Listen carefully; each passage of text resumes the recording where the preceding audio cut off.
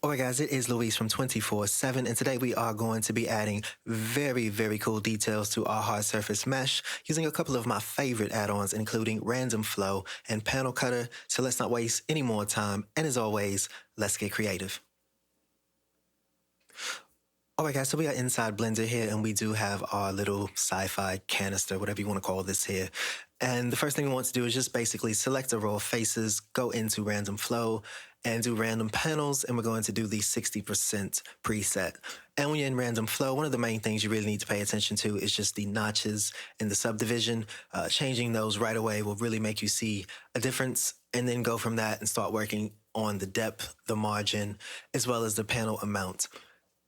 And when you're playing with that depth seed, it really just gives you a little bit more of dimensions in between those shapes there to really play off nice of each other. And there's really no right or wrong way to do this. So what I want to do is switch over to walk, and we're going to go to the shortest preset. And essentially this is using one edge, which is going to be your shortest edge, and then connecting to the next shortest edge in order to create your paneling. And you kind of just fiddle around with that, and once you have what you need, you're pretty much good to go. And one of the good things about having solid topology here is that you're able to kind of select faces and things that already go with the shape of the mesh in order to create details without actually having to go in and do any type of cutting or changing the mesh itself. So what we can do here is just simply select a few faces and go ahead and do a little bit of insetting and extruding. So we'll do these 3 faces here. Actually, we'll do these 2.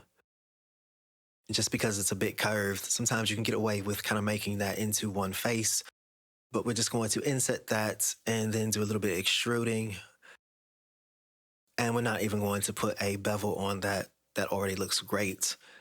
And we'll probably add something around here next. I think I'm going to go ahead and symmetrize that with Alt-X and MeshMachine. I will leave a link to all of these add-ons in the description down below, so you can make sure to pick these up. And for the most part, we have just used box cutter and kit ops in order to create this default shape. So let's go ahead and select all the way around. We'll alt select so we can get that loop all the way around. And then we're going to go ahead and right click. Actually, before we right click, we're going to go ahead and inset these a bit.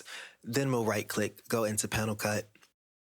And we're going to pick the preset, the floater inset indent. And one of the things we want to make sure we do is click boundary edges. As you look in the mesh now, you can see that it's split up by those individual faces in the topology. And if you don't click on boundary edges, it will actually create the item with those splits in it. So as you can see, turning on boundary edges made that into one solid panel by using the multiple faces underneath. I'm just going to control sharpen with hard ops just to keep everything clean there. And it's looking pretty good. And we just kind of basically want to go ahead and repeat the same thing on all the different parts of our mesh that we really see fit.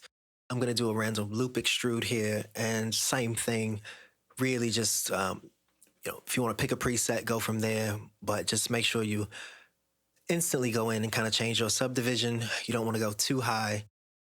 And one of the other things that you can do is go into the loop subdivision, which essentially is, if there's 3 different algorithms going in, the first loop, second loop, third, you can actually change the algorithm of each individual loop. So that is really helpful.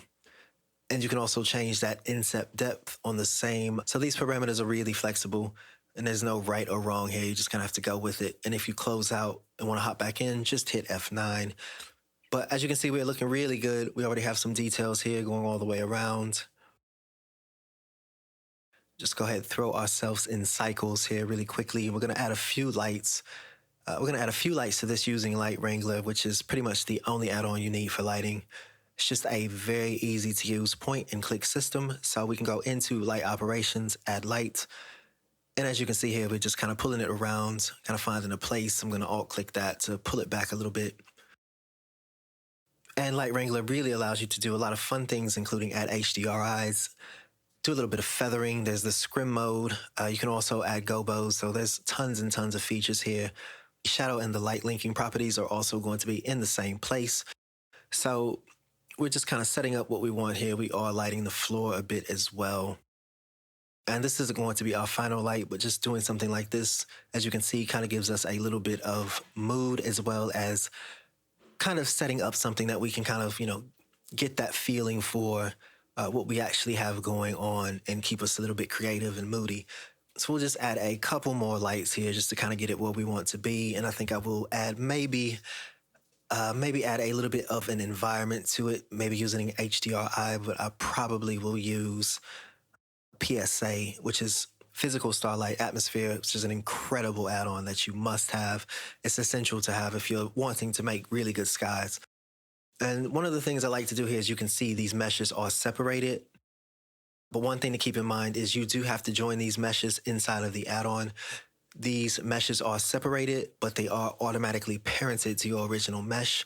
So if you want to move that around, you will be able to move all the things that you've created with the add-ons as well as your original mesh. But at the end, you do need to probably join those things together so you can set them up for baking. And a really, really good tip for anyone who's new to working on hard surface, once you kind of figure out what your shape is and you want to check your topology, one of the things you can really do is just throw on a shiny metal, get those shines up really bright. And if you see any kind of warping or distortion inside of that, that's where you're going to probably have to add in some more loop cuts or do some cutting with the knife and subdivide and make a few things in the quads, who knows? But it's a really, really good tool to just kind of see what's going on.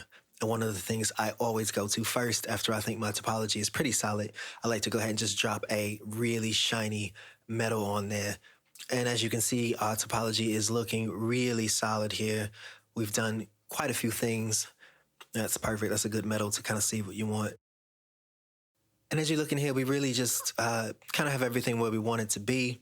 We could go in and add tons and tons of more details, but at this point, I would probably only pick a few more surfaces, maybe change up a bevel here or there. So that's it for this one. If you like this video, please make sure to hit that like button and the subscribe button. Click that notification bell and make sure to head down in the description to pick up any of these add-ons in the video, as they are affiliate links and we do receive a portion to directly help our channel. So that's it for this one. And as always, until next time, take care of yourselves and each other.